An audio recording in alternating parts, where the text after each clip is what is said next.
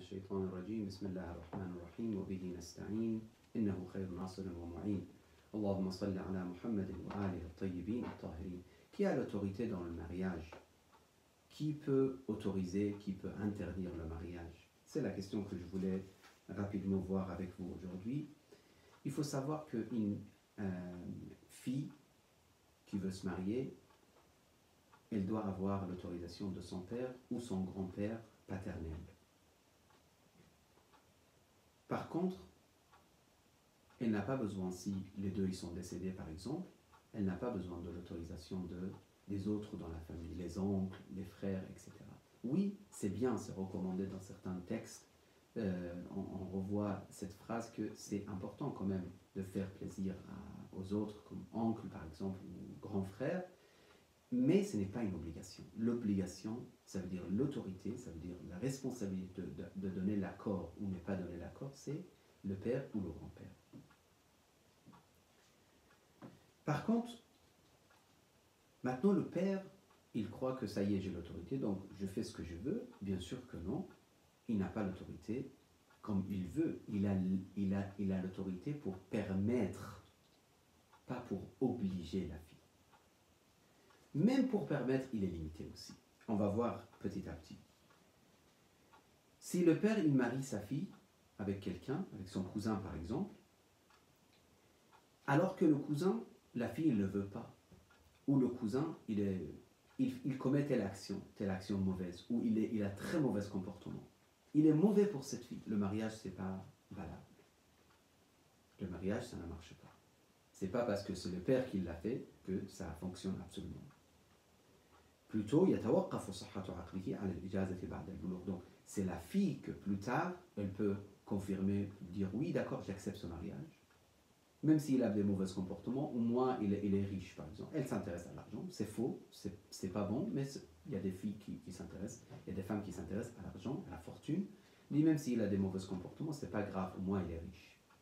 C'est faux, mais s'il confirme, elle veut, ça marche. C'est le choix de la fille finalement. Donc le père, il a l'autorisation, mais il n'a pas le pouvoir d'obliger la fille. Si dans telle et telle culture, dans tel et tel pays, ça se fait, ça c'est la culture, ce n'est pas la religion. Maintenant, est-ce qu'un homme qui a atteint l'âge de la puberté, un homme de 20 ans, 25 ans, etc., il veut se marier, est-ce que lui aussi il doit demander l'autorisation de ses parents? Non, ce n'est pas nécessaire.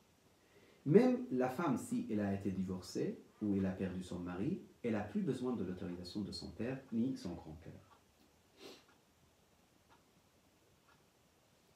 Bien sûr, toujours c'est mieux éthique, au niveau d'éthique, d'avoir l'accord des parents parce que ça met la bénédiction dans la vie des couples.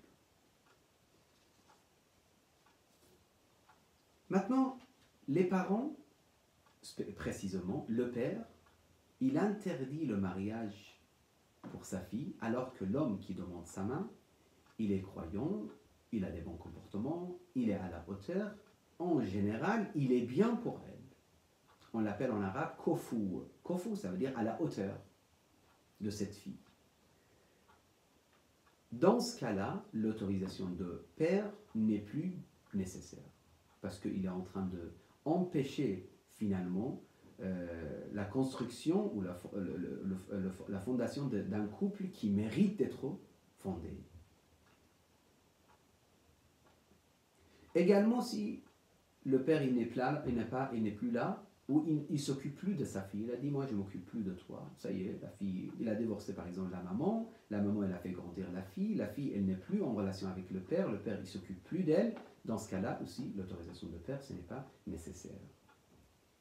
Ou bien encore une autre raison qui peut rendre en fait enlever la nécessité de l'autorisation de père, c'est le fait que le père lui-même il devient ou bien malade, d'une manière malade mentale, qui ne réfléchit plus correctement, ou autre raison qui peut enlever en fait son autorité. Donc c'est pour ça, je répète, c'est recommandé quand même pour une femme, même si elle a atteint l'âge la puberté et qu'il est libre dans sa vie et qu'il a, économiquement parlant, il est indépendant, etc. Tout ça, c'est très important qu'elle prenne quand même l'autorisation de ses parents. Si son père, surtout son père, et ses parents également. Mais si jamais le père il n'est pas là, l'autorisation de son grand frère aussi, c'est mentionné dans certains textes que c'est important de la prendre. Après, il y a énormément de questions autour de cette question d'autorité que je ne trouve pas vraiment nécessaire pour notre discussion. Pour la prochaine fois, Inch'Allah, on va voir Asbab al-Tahrim, ça veut dire pour quelles raisons l'homme il ne peut pas marier avec telle fille. Ça veut dire quelles filles sont interdites ou quel genre de femmes sont interdites au niveau de mariage avec l'homme. Bien sûr, on sait que l'homme il ne peut pas se marier avec sa mère, ni avec sa sœur, ça c'est sûr, c'est évident, ni ses tantes, mais quoi d'autre? Donc il y a pas mal d'exemples qu'on va donner, Inch'Allah, la semaine prochaine, si Allah nous donne la vie. وصلى اللهم على سيدنا محمد المصطفى وآله الطاهرين.